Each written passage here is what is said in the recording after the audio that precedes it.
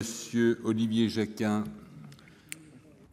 Monsieur le Président, Madame la Ministre, chers collègues, je tiens à remercier nos collègues.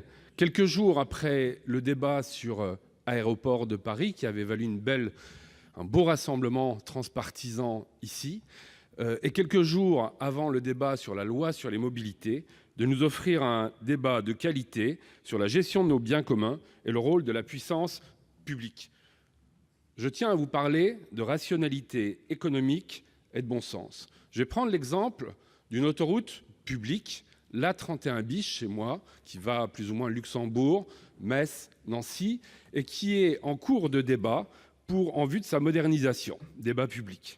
1 kilomètre d'autoroute A31 pour les finances de l'État aujourd'hui, puisque cette autoroute est gratuite, c'est une pure sortie d'argent annuel pour Bercy, les charges d'entretien. Imaginons maintenant 1 kilomètre d'autoroute concédée. Ce sont de nombreuses rentrées d'argent pour le ministère des Finances. La taxe autoroutière, la récupération de la TVA et l'impôt sur les sociétés. Quelque part, une vache à lait à très court terme, mais un fusil à un coup. Et la variable d'ajustement, vous avez bien compris, c'est l'usager. C'est l'usager qui paye cette charge différée très importante. Tout ça parce que l'État se dit impécunieux, je pense en raison d'un certain nombre de choix de dépenses publiques et fiscales. Je suis favorable à une maîtrise publique des services publics, ce qui ne veut pas dire que je suis opposé aux logiques de concession. J'accepte de concéder si c'est contrôlé et si la dépense est raisonnable.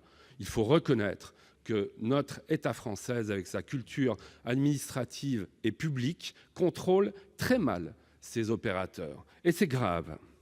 Le seul mérite de ce modèle concédé, c'est de faire en sorte que la dépense publique d'entretien, par contrat, soit effectivement effectuée sur place. Donc lorsque j'entends dire que l'État ne saurait pas entretenir son patrimoine, c'est totalement faux.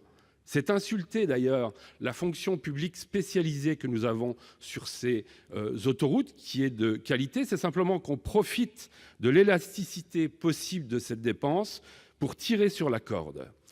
Je pense que c'est un débat véritable sur une stratégie de l'impuissance publique. Or, il y a des alternatives. Nous en reparlerons. Il faut imaginer la fin de ces concessions et une reprise en main publique à terme. Merci.